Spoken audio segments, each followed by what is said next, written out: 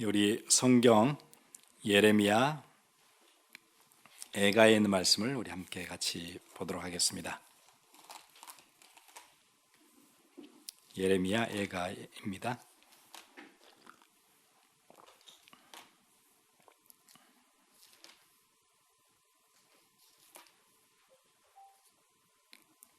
(4장) 1절에서 4절까지 우리 함께 같이 보겠습니다. 예레미야 애가 4장 1절에서 4절까지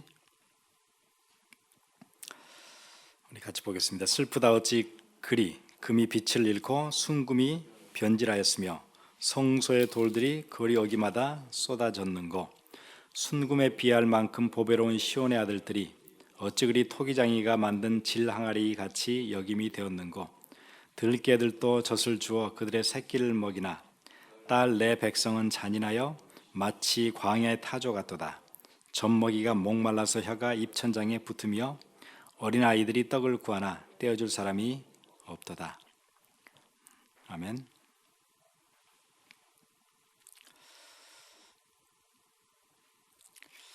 아마 성경 안에서 가장 슬픈 책이 에레미야 애가는 슬픔의 노래라는 그런 얘기예요.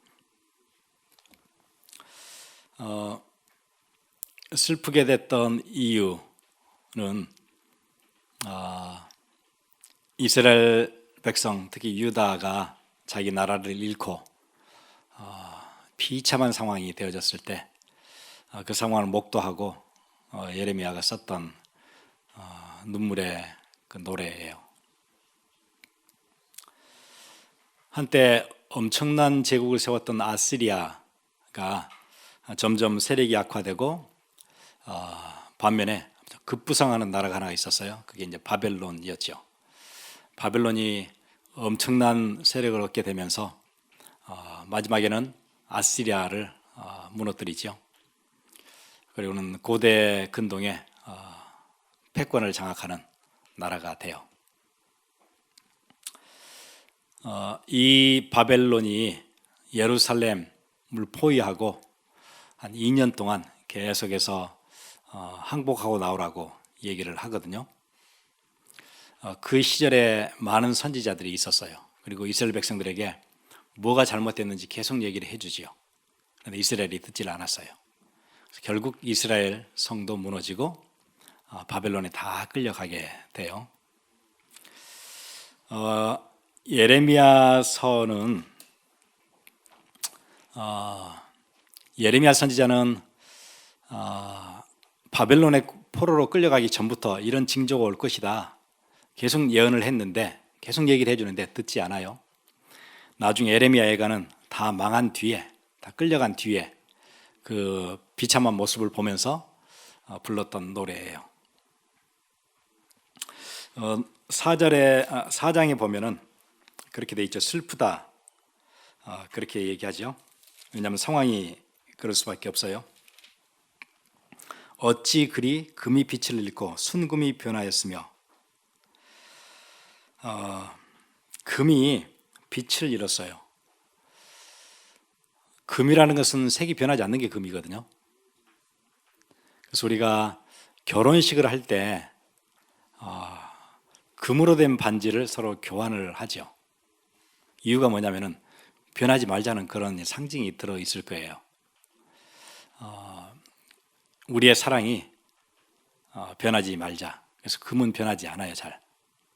근데 어찌 금이 색이 변했는가? 어찌 순금이 빛을 잃었는가?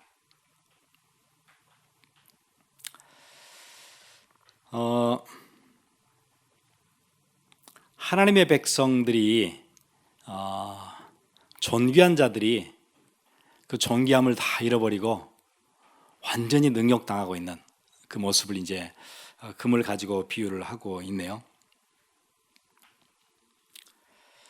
그리고 그 뒤에 보니까 성소의 돌들이 거리 어기마다 쏟아졌는고, 성소의 돌들은 그런 돌이에요. 솔로몬이 성전을 지을 때 어떻게 짓든가요?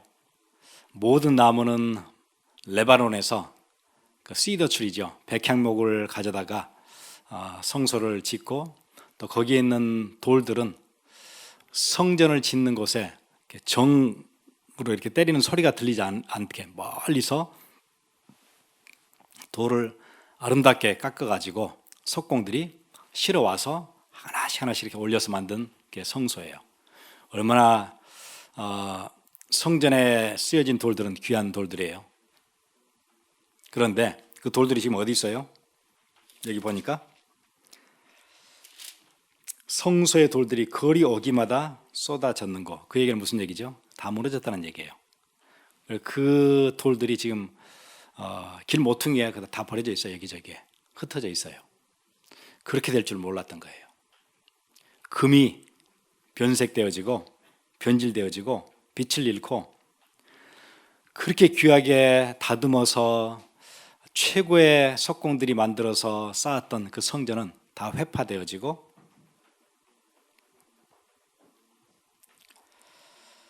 그 얘기는 무슨 얘기죠? 성전만 무너진 게 아니고 하나님의 백성들이 여기저기 끌려갔다는 얘기예요. 바벨론에 끌려갔다는 얘기죠. 예루살렘 예배하는 곳에 모여서 함께 예배하고 하나님께 영광이 되어지고 이래야 될 백성들이 흩어졌어요. 그냥 바벨론에 끌려가고 어떤 사람은 남고.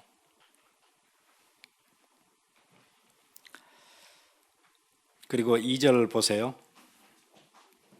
순금에 비할 만큼 보배로운 시온의 아들들이 어찌 그리 토기장이가 만든 질 항아리같이 여김이 되었는고. 순금에 비교할 만큼 보배로운 시온의 아들들이 어찌 그리 토기장이가 만든 질 항아리같이. 질 항아리는 그냥 흙으로 만든 항아리예요.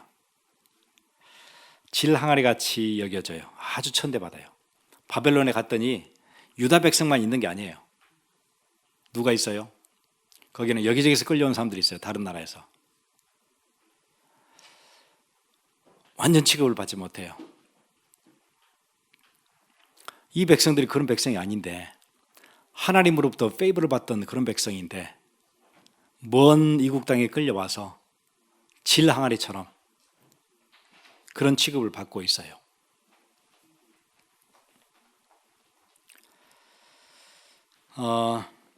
그리고 3절 보세요. 들깨들도 젖을 주어 그들의 새끼를 먹이나 딸 내 백성은 잔인하여 마치 광야의 타조 같도다. 들깨들도 젖을 주는데 지금 유다 백성 들깨만도 못하다 그 얘기잖아요. 심지어 밖에 있는 들깨도 자기 자식들을 챙긴다. 그런데 지금 유다 백성들은 자기 자식을 챙길 줄 그럴 형편도 안 된다. 그래서 뭐하고 똑같다고 얘기하냐면 딸 내 백성은 잔인하여 마치 광야의 타조 같도다. 타조는 자기 새끼를 돌보지 않는다 그러죠. 짐승들 중에 유일하게 자기 새끼를 돌보지 않는 게 타조라 그래요.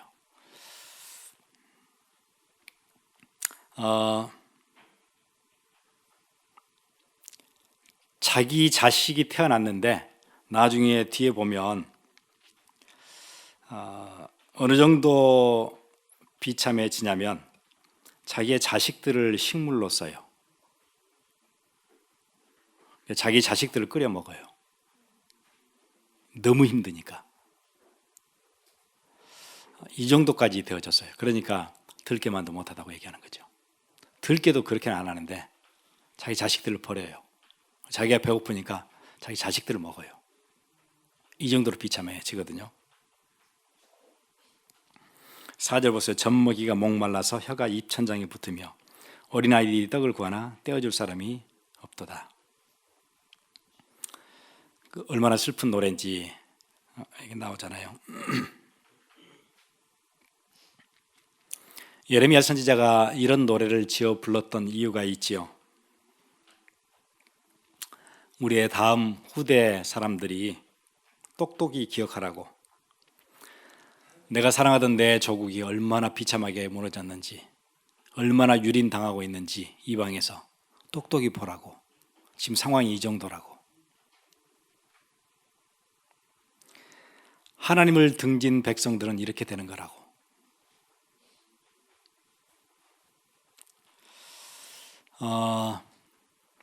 하나님을 의지하지 않고 다른 걸 의지했던 백성들의 결말이 어떻게 끝나는지 보라고 그래서 쓴 편지예요.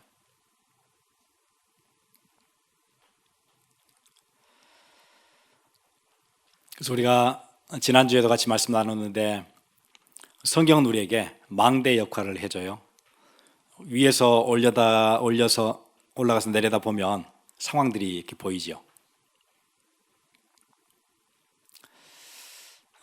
우리의 인생들을 볼 수 있어요. 우리가 어느 길로 가야 될지, 이 길은 가면 안 되는 거구나를 보게 만들어주죠. 이거는 실패로 가는 길이구나. 다른 걸 의지하면 안 되는 거구나. 오늘 1절에 보시면은 그런 얘기잖아요.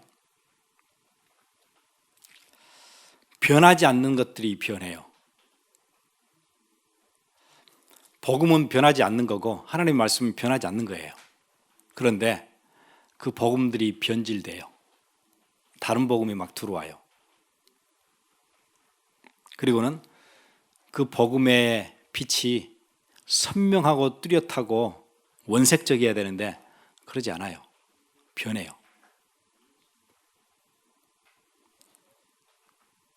그러다 보니까 교회들마다 사람들로부터 인정받지 못하죠. 성소의 돌들이 거리 어기마다 쏟아졌는 거. 왜냐하면 이 글은 후대를 염두에 두고 썼기 때문에 후대 사람들의 상황과 그 시대에 이 글들을 이렇게 비춰볼 수 있어야 되겠죠. 지금 그럼 우리의 상황 보세요. 복음이 빛을 잃고 선명하고 뚜렷해지지 않고 막 섞여 있어요. 교회들마다 선명한 복음이 선포되지 않아요. 변질되어 있어요. 그러니까 교회들이 선명한 복음을 전하지 못하니까 길거리에 버려져요. 그냥 사람들로부터 인정받지 못해요. 교회들이 손가락질을 받아요. 2절 보세요. 순금에 비할 만큼 보배로운 시온의 아들들이 어찌 그리 토기장이가 만든 질 항아리 같이 여김이 되었는고. 시온의 아들들, 하나님의 백성들이 밖에 나가니까 누구처럼 돼요? 질 항아리 취급을 받아요. 그릇들 중에 가장 천한 그릇으로 여겨져요. 직장에 학교에 갔는데 가장 천해요. 비교적 교회 다니는 사람들이 제일 불량하다 이런 얘기도 많이 듣게 되고요. 우리보다 훨씬 못하다 이런 평가를 받게 돼요.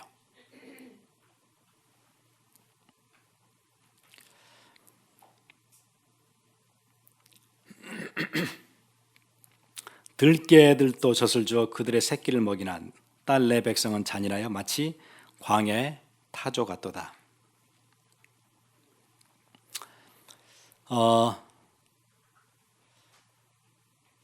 자기의 자식들을 사랑하지 않는 사람이 없을 텐데 신자들은 밖에 세상의 부모들보다 자기 자녀들을 더 못 챙기는 것 같아요. 여러 가지 이유지요. 먹고 살아야 되는 그런 이유, 또 빨리 자리를 잡아야 된다는 그런 이유, 여러 가지 이유들로 인해서 밖에 세상 사람들보다 자녀들을 더 못 챙겨요. 그러니까 상황이 젖먹이가 목말라서 혀가 입천장에 붙으며 어린아이들이 떡을 구하나 떼어줄 사람이 없도다. 아이들이 점점 죽어가죠.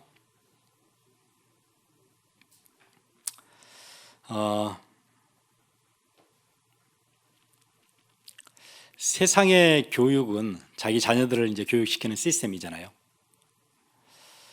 아직도 퍼블릭 스쿨들이 있고 프라이빗 스쿨들도 있고 교육의 시스템은 아직도 돌아가고 있어요. 유럽도 그렇고 미국도 그렇고 다른 나라들도. 그런데 교회 안에 교육 시스템이 있어요. 주일학교, 선데이 스쿨이죠. 선데이 스쿨은 다 무너졌어요.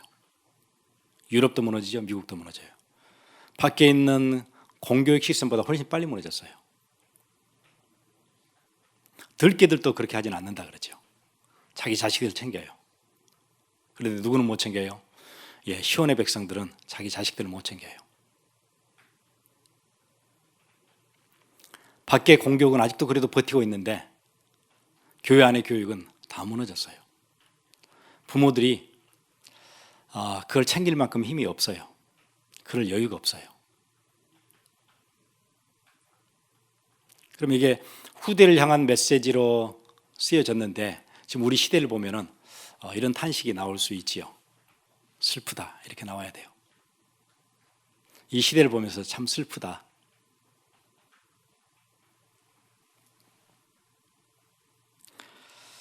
그 전에 그 말씀드렸잖아요. 이번에 이제 저희 학교 신학교 동문 수련회가 있어서 지난주에 시애틀에 갔다 왔었는데 동문들하고 이런저런 얘기도 하고 제가 동문 수양회를 잘 가지는 못했어요.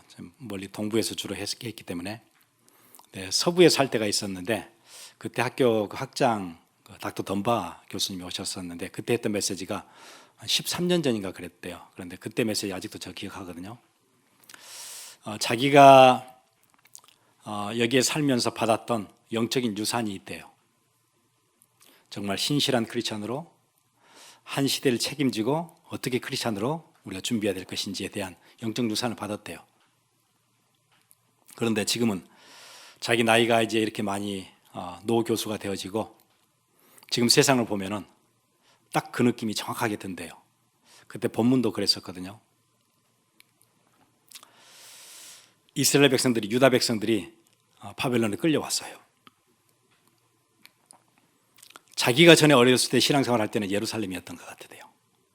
자기의 부모들 또 주위에 있는 마을 사람들 다 주일에는 예배하고 또 복음 안에 있는 공동체가 힘이 있고 또 세상의 문화적인 여러 가지 것들을 끌고 나가는 리더십을 가지고 있었고 그런데 지금은 다 뺏긴 거예요.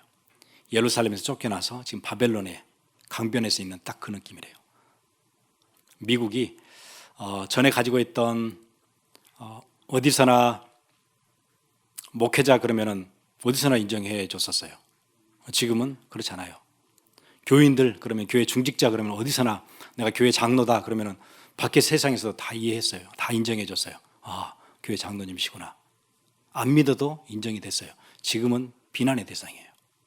왜 이렇게 됐죠? 바벨론에 끌려온 것 같아요.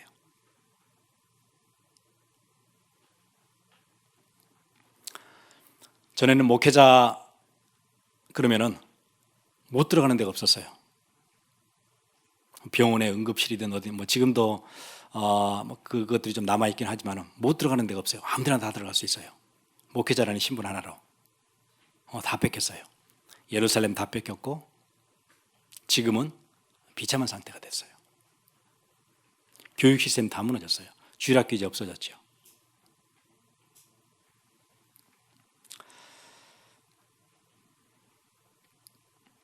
그러니까 젖먹이가 목말라서 혀가 입천장에 붙으며 어린아이들이 떡을 구하나 떼어줄 사람이 없도다. 우리 이번에 BBS 때 이렇게 학부모들 와서 했던 얘기들 기억하시잖아요. 자기 교회는 그 썬데이 스쿨이 없다고 이제.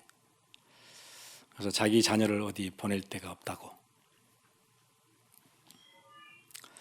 젖먹이가 목이 마르는데 혀가 입천장에 딱 붙었는데 어린아이들이 떡을 구하는데 떼어줄 사람이 없어요. 주일학교도 없어요. 성경을 배우고자 하는데 가르치는 곳이 없어졌어요.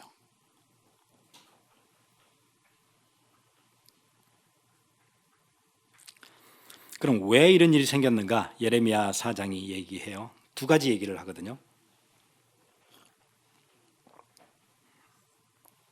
그럼 원인을 우리가 잘 봐야 되겠죠. 왜 이런 일이 생기는가? 망대 위에서 보면 이런 일은 두 가지 부분을 해결하지 않으면 우리도 똑같이 그런 일이 당하는 거잖아요. 첫 번째 이유는 13절이에요. 그의 선지자들의 죄들과 제사장들의 죄악들 때문이니. 종교 지도자들의 죄악 때문에 그렇게 되어졌다. 그게 가장 첫 번째 이유예요. 종교 지도자들이 무너졌다. 그러니까 이런 일이 왔다. 아무리 세상이 각박하고 세상적으로 흘러가도 거기에 종교 지도자들이 든든히 서면 괜찮은 건데 살릴 수 있는 건데 종교 지도자들이 무너졌다. 그러니까 그렇게 된다. 그들이 망대에서 계속 얘기를 해줬어야 되는데 그 기능을 잃어버렸다. 그러니까 그런 일이 생긴다. 그게 가장 첫 번째 이유예요. 유다가 망한 이유.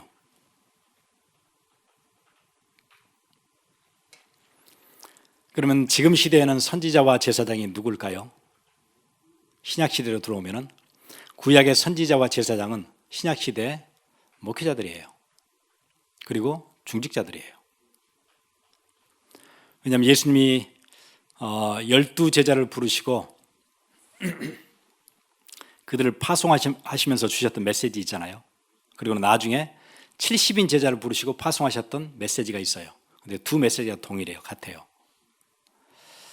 12제자 그룹들은 주로 메신저 역할을 했었고 70인 제자들은 주로 교회 중직자 역할을 했어요. 그러니까 목회자와 중직자가 거의 동일한 메시지를 같이 받았어요. 그럼 사명이 똑같다는 얘기예요. 그럼 21세기의 지금 교회들의 목회자와 중직자들이 뭐가 무너졌어요? 예, 무너졌다는 얘기예요. 그렇게 되면 이런 일이 온대요. 종교 지도자들, 중직자와 목회자들이 무너진. 무슨 일을 하지 못했지요? 망대에 올라가지 못했어요. 세상의 흐름이 어떻게 진행되는지 얘기해 주지 못했어요. 그리고는 그냥 끌려다녀요. 우리 몇 주 동안 계속 말씀 나눴잖아요. 자본주의. 자본주의는 경제성의 원리가 제일 1원리예요. 모든 것들을 경제성으로 해결해요. 교회 문제 생기면 마지막에 결국 무슨 문제든가요? 돈 문제잖아요. 재산 문제에 딱 걸리는 거잖아요. 예. 그러니까 세상에서 질그릇 취급을 받는 거예요.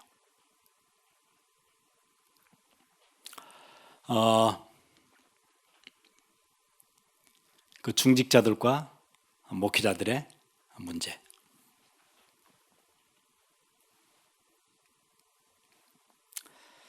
두 번째 문제가 있어요. 헛된 기대를 했다는 거예요. 17절이죠. 우리가 헛되이 도움을 바람으로 우리의 눈이 상하며 우리를 구원하지 못할 나라를 바라보고 바라보았도다. 우리가 헛되이 도움을 구했어요. 우리 도와줄 수 있는 그룹도 아닌데 거기다가 우리가 너무 기대했어요. 너무 많이 기대했어요. 힘이 되는 나라가 아니에요. 지금 역사 안에서는 유다가 뭘 의지했냐면 애굽을 의지하거든요. 지금 아시리아가 있고 아시리아가 점점 쇠락하면서 바벨론이 확 들고 일어나요. 애굽은 이쪽에 있어요. 원래 전통적인 강국이에요. 맞아요. 그런데 바벨론이 일어날 때 유다 백성들은 애굽에다 의지를 계속해요. 애굽이 도와줘서 바벨론을 꺾을 것이다. 계속 그러고 있는 거예요. 선지자들이 그게 아니라고 계속 얘기하거든요. 하나님 바라보라고 얘기해요. 애굽이 도와주는 게 아니다. 하나님 바라봐야 사는 거다. 그런데 계속 애굽을 의지해요. 어느 정도 의지하죠? 뒤에 보니까 우리를 구원하지 못할 나라를 바라보고 바라보았도다. 그 전에 말씀드리죠. 히브리 그 문학에서는 뭔가 강조할 때는 반복을 해요. 반복법을 써요. 바라고 또 바랐대요. 너무 여기만 바라본 거예요. 이게 우리를 도와줄 것이라고. 그게 실패의 두 번째 원인이에요. 헛된 기대.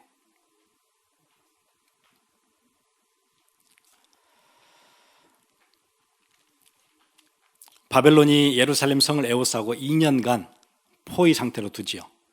그러니까 식량이 다 떨어진 거예요. 나가면 죽지요. 성 안에 가지고 있는 식량이 얼마 안 돼요. 이제 다 먹었어요. 그럼 이제 뭐 해야 되죠? 그래서 굶는 거예요.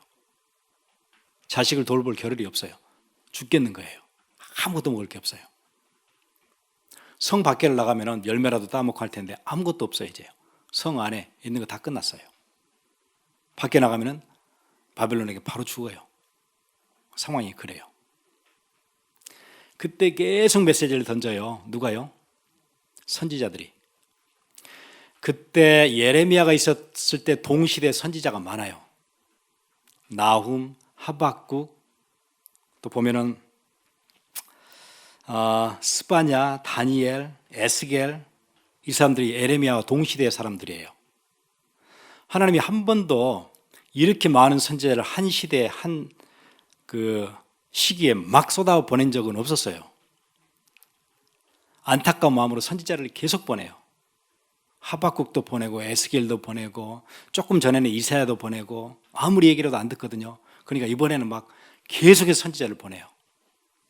그런데 안 들어요. 그리고 계속 애굽만 바라봐요. 애굽이 우리를 살리게 할 것이다.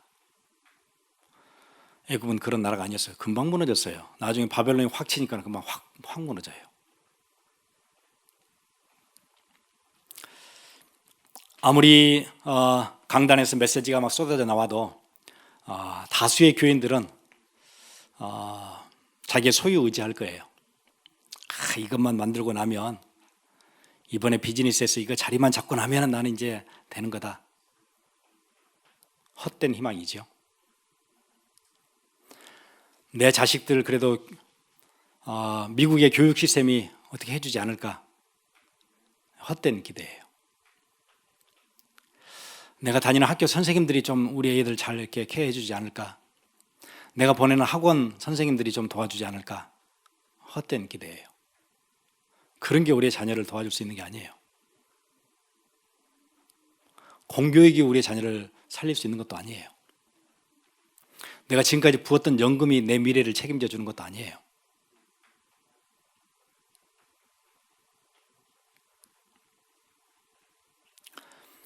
그래도 나는 든든한 보험을 넣어놨기 때문에 괜찮지 않을까?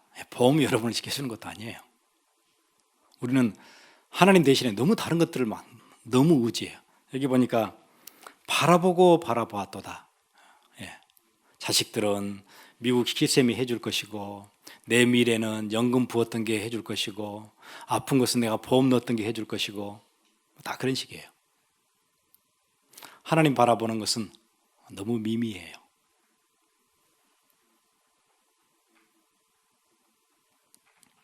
그래서 2년 동안, 그 전에도 계속 얘기를 하는데 드디어 바벨론이 당도한 거예요.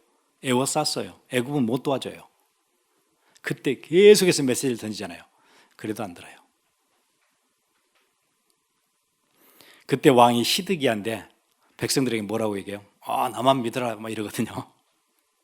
나를 믿어라. 애굽에다 원병 요청해놨다. 그러니 이제 더 이상 먹을 거 없고 힘드니까 성벽 한쪽에 구멍을 뚫어서 도망가잖아요. 시드기야만 도망가요. 백성들을 다 버려두고. 그러다 바로 잡히지요. 도망가다 바로 걸려요. 두 눈 뽑혀가지고 바벨론 끌려가잖아요. 그래서 슬프다 그렇게 얘기하는 거예요.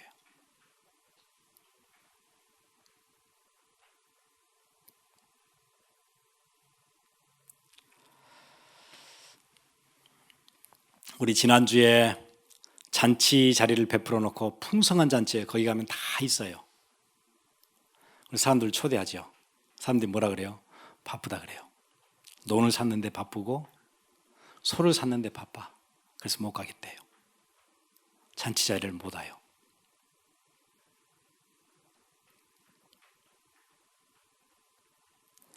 오늘 그 찬양 불렀죠. 이 세상이 즐기는 재물로는 내 근심과 고초를 못 면하리. 예수님이 나중에 비유로 말씀하신 거 있죠. 어떤 한 부자가 소출이 너무 많아요. 고민이 생긴 거예요. 이것들 다 어디다 다 이렇게 쌓아둘까? 창고를 크게 지어야 되겠구나. 꿈에 부풀어 있어요. 그때 그 비유에 뭐라고 얘기하던가요? 어리석은 자요. 내가 오늘 네 생명을 취하면은 네 가지고 있는 것이 네 것이 되겠느냐? 어리석은 자요. 보험이 여러분을 지켜주는 것도 아니고 연금이 지켜주는 것도 아니고 여러분 미래를 보장하는 게 아니에요. 이 세상이 즐기는 재물로는 내 근심과 고초를 못 면하리. 또 숨질 때 위로를 못 얻으며 저 천국에 갈 길도 못 찾으리. 4절에 내 아버지 주시는 생명 양식 다 배불리 먹고서 영생하라. 곧 의심을 버리고 주께 오면 그 한없는 자비를 힘입으리. 그래서 종들이 계속 가서 얘기하잖아요. 잔치 자리에 오라고. 주께 오면 그 한없는 자비를 힘입으리. 예레미야가 계속 얘기하잖아요. 주께로 돌아와야 된다. 애굽을 의지하지 말라. 힘 없다 거기.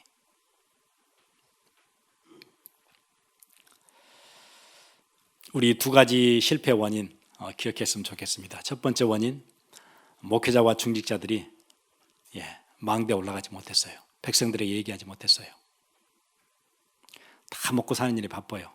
나중에 말라기 가면은 제사장과 선지자 그룹들 뭐 하던가요? 레이지파 사람들 뭐 하던가요? 밖에 나가서 일해요. 영적인 일을 하지 못해요. 그러니까 시대가 무너지죠. 중직자가 무너지면은 시대 무너져요. 그리고 헛된 기대. 밖에 세상이 여러분을 살려주는 거 아니고 여러분의 자녀를 보호해주는 거 절대 아니에요. 죽게 오라고 얘기하죠. 그 안에는 풍성함이 다 들어있어요. 우리 함께 같이 기도하겠습니다.